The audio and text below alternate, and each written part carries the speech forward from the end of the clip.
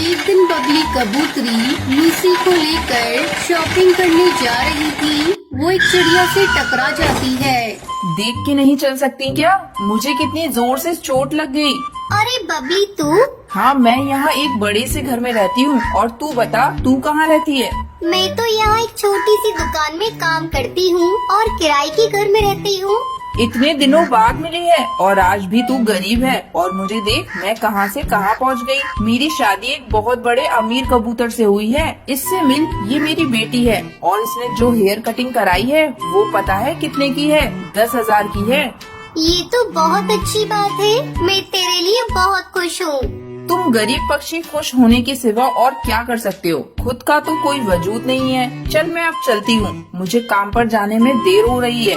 बबली कबूतरी मुंह बनाकर वहाँ से चली जाती है। शॉपिंग करके जब घर लौटती है, अरे कालू नौकर, मेरे लिए एक गिलास ठंडा पानी लेकर आ। अभी लाया मैम साहब, ये लीजिए मैम साहब। कितनी देर से हम घर में आए हैं, लेकिन तुझे सुनाई नहीं दे रहा था कि पानी भी दे दूं? पानी पी लो मालकिन, और मुझे कुछ पैसे एडवांस में चाहिए थे। मेरी बहन की तबीयत बहुत ज्यादा खराब है, मुझे गांव जाना है। क्यों, क्या हुआ तेरी बहन को? वो बहुत बीमार है, डॉक्टर भी अभी कुछ बता नहीं पा रहे हैं कि उसे हुआ क्या है। तू कान खोल कर सुन ले, मेरे घर में बीमारी की बातें मत किया कर। जब तू जाएगा तो पैसे ले लेना। अब जाओ यहाँ से। दूसरे दिन कालू, मैम साहब, आपने कहा था ना कि तुम गांव जाना तो मुझसे पैसे ले जाना। आज शाम के 6 बजे की मेरी बस है। अगर आप पैसे दे देती तो बहुत अच्छा होता। एक काम कर, अभी बहुत समय है, जाकर पहले झाड़ू लगा ले। कालू झाड़ू लगा रहा था, तभी बबली कबूतरी चिल्लाने लगती है। अरे तू पूरे समय झाड़ू लगाता रहेगा क्या? जा जाकर बर्तन भी साफ कर ले। मैम साहब, मुझे गांव जाने में देर हो रही है। अगर तुझे पैसे चाहिए तो मैंने जो कहा है वो तो तुम्हें करना ही पड़ेगा। थोड़ी देर बाद, मैम साहब, मैंने सारा काम कर लिया, अब तो मुझे पैसे दे दो। कौन से पैसे? तूने मुझे पागल समझ रखा है क्या? अगर तू गांव चला गया तो घर का काम कौन करेगा? मैं इतनी बेवकूफ नहीं हूँ जो तुम्हें पैसे दे दूँ। जाकर रात का खाना बना। कालू रोता रोता किचन की तरफ जा रहा था, तभी बंटी कबूतर ऑफिस से आता है। अरे कालू, तू रो क्यों रहा है? मालिक, मालकिन ने मुझे पैसे नहीं दिए गांव जाने के लिए। अगर मैं गांव नहीं गया तो मेरी बहन की मौत हो जाएगी, तो मैं अपने आप को माफ नहीं कर पाऊंगा। साहब, मेरी बहन बहुत बीमार है। ये ले पैसे और तू जल्दी गाँव जा। अब बबली सेठ कबूतर से सारा घर का काम करवाने लगती है और खुद फोन पर अपनी सहेलियों से घंटों बातें किया करती। अरे क्या बताऊँ तुझे, आजकल मेरा नौकर गांव चला गया है, लेकिन मैं भी कुछ कम नहीं। मैंने इनको ही काम पर लगा दिया। मुझसे तो घर का कोई काम नहीं होता। अरे कहाँ रह गए? इधर आओ। कान में रुई ठूस रखी है क्या? कब से चिल्ला रही हूँ, जल्दी इधर आओ। क्या बात है बबली, तुम क्यों चिल्ला रही हो? देखो, कान खोलकर सुन लो, मुझसे कोई उम्मीद मत रखना। सारा काम आज से तुम्ही को करना पड़ेगा। तुमने नौकर को छुट्टी दी है और तुम्ही अब झाड़ू, बर्तन, पोछा और मेरे कपड़े भी धोगे, और लूसी को भी तुम्हें ही तैयार करना होगा। लेकिन बबली, मुझे तो मॉर्निंग में ऑफिस भी जाना होता है। ठीक है, तो सारा काम रात में करो और सुबह जल्दी उठकर काम करो। तुम्हें बड़ा शौक था नौकर को छुट्टी देने का, अब भुगतो। और ऑफिस से जाने से पहले अपना क्रेडिट कार्ड मुझे देते जाना, मुझे आज शॉपिंग भी करनी है। बंटी सेठ अपनी घमंडी पत्नी के व्यवहार से बहुत ही दुखी था। डेली ऑफिस लेट पहुंचने के कारण बंटी का बॉस उसे काम से निकाल देता है। कई महीने बीत जाते हैं, बंटी कबूतर को कोई ढंग की नौकरी नहीं मिलती। इस बीच उनका गाड़ी बंगला बिक जाता है। वो सभी रोड पर आ जाते हैं। तब बंटी कबूतर बबली से कहता है, ये सब तुम्हारे घमंड के कारण हुआ है। तुमने गरीब की बद्दुआ ली है। ये सब उसी का नतीजा है कि आज हम लोग भी गरीब हो गए। बहुत समय पहले राजस्थान के जंगल में टूनी चिड़िया अपनी बहू टुनटुनी चिड़िया के साथ रहती थी। शादी के कुछ साल बाद ही टुनटुनी चिड़िया के पति की मौत हो गई थी। पति की मौत के बाद टुनटुनी चिड़िया ने कुछ गाय को पाल लिया और उसका दूध बेचकर घर का खर्च चलाने लगी। एक दिन टूनी चिड़िया की बहू टुनटुनी चिड़िया उससे कहती है, माँ जी, मुझे बहुत ही स्वादिष्ट दही जमाना आता है। मैं सोच रही हूँ दूध के व्यापार के साथ साथ क्यों न हम लोग दही जमा कर बेचे। हमारी आमदनी दुगनी हो जाएगी, फिर हम पिंकी को अच्छी शिक्षा दे पाएंगे। बहू, तुम्हारा विचार तो बहुत अच्छा है। ऐसा करती हूँ, मैं 2-4 गाय और खरीद लेती हूँ। अब दोनों सास बहू दूध के साथ साथ दही जमाकर बेचने लगी। अरे वाह टुनटुनी बहन, ये तो तुमने बहुत अच्छा किया। हमें दही लेने के लिए शहर के जंगल जाना पड़ता था। यहाँ जो कालू दही बेचता था ना, उसकी क्वालिटी तो बिल्कुल घटिया होती है। ऐसा करो, तुम मुझे 20 थैली दही की पैक करके दे दो। मेरी बहू को मायके जाना है। अभी देती हूँ हरी काकी। इस तरह जंगल के पक्षी टुनटुनी चिड़िया से दही खरीदने लगे। एक दिन जमींदार कड़कनाथ से टुनटुनी चिड़िया की दुकान पर आता है। टूनी, मैंने सुना है तुम्हारी बनाई हुई दही बेहद स्वादिष्ट होती है। हाँ हाँ मालिक, आपने बिल्कुल सही सुना है। अब अपने मुँह से क्या तारीफ करूँ? ये लीजिए, इसे खाकर बताइए इसका स्वाद कैसा है। टुनटुनी चिड़िया जमींदार को दही खाने के लिए देती है। वाह वाह, इसका स्वाद बेहद लाजवाब है। बस मुझे ऐसी ही दही चाहिए। मेरे बेटे की शादी 2 दिन बाद है। मुझे दही बड़े बनवाने हैं, तो तुम मुझे 10 किलो दही दे देना। मिल जाएगा मालिक। ये सब देखकर कालू कौआ जल भुन जाता है। मैं इस टुनटुनी को नहीं छोड़ूंगा। इसकी वजह से मेरा धंधा चौपट हो गया। इसे तो मैं सबक सिखा कर रहूंगा। अगले दिन टुनटुनी चिड़िया अपनी सास टूनी के साथ मिलकर जमींदार के लिए दही जमाती है और उन्हें रखकर अपने गाय को दाना पानी देने दोनों सास बहू चली जाती हैं। उधर कालू कौआ बहुत सारे नींबू लेकर टुनटुनी चिड़िया के घर आता है और उनका रस निकाल कर रख लेता है। घर में किसी को न पाकर कालू कौआ बहुत खुश होता है।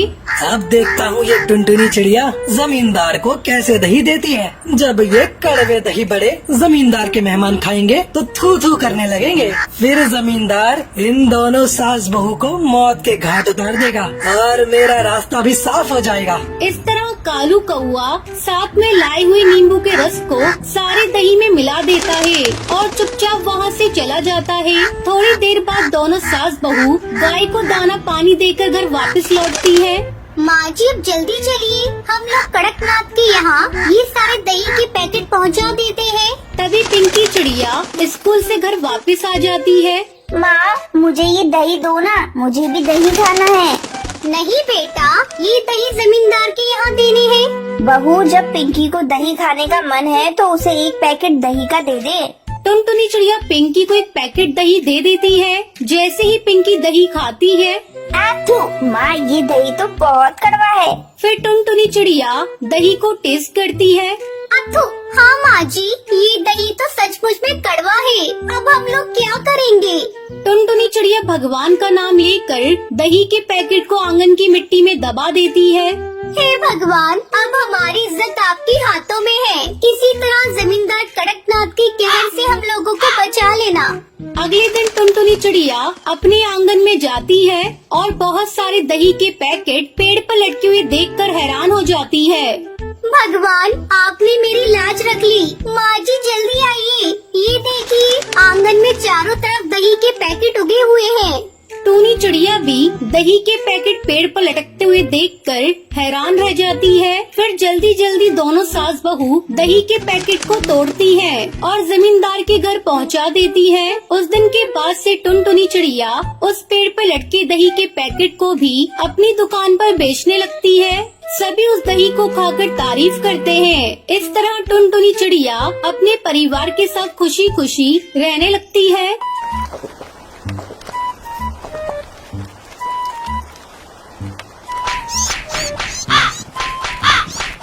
चंपकवन जंगल में टुनटुनी चिड़िया अपने पति बंटी कबूतर के साथ रहती थी। बंटी कबूतर बहुत ही आलसी था। वो कोई काम धंधा नहीं करता था। घर का खर्च चलाने के लिए टुनटुनी चिड़िया अपने पड़ोसियों के यहाँ काम करके थोड़े बहुत पैसे कमा लेती थी। एक दिन टुनटुनी चिड़िया 2 अंडे देती है। हे भगवान, कुछ ही दिनों में लंडू से बच्चे बाहर आ जाएंगे। घर का खर्च बढ़ जाएगा। मैं अकेली कैसे 2 बच्चों को पालूंगी? मेरा पति आलसी और निकम्मा है। इससे तो कोई उम्मीद करना ही बेकार है। इस तरह कुछ दिन गुजर जाते हैं। एक दिन टुनटुनी चिड़िया अपने पति पर गुस्से से चिल्लाने लगती है। अरे तुम कैसे पति हो? तुम्हें शर्म नहीं आती? अपनी पत्नी की कमाई खाते हुए कुछ ही दिनों में अंडे से बच्चे बाहर आ जाएंगे। मेरा नहीं तो कम से कम अपने बच्चों का सोचो। क्या तुम नहीं चाहते हमारे बच्चे भी दूसरे पक्षियों की बच्ची की तरह आराम से जिंदगी गुजारे? तुम्हें तो चुल्लू भर पानी में डूबकर मर जाना चाहिए।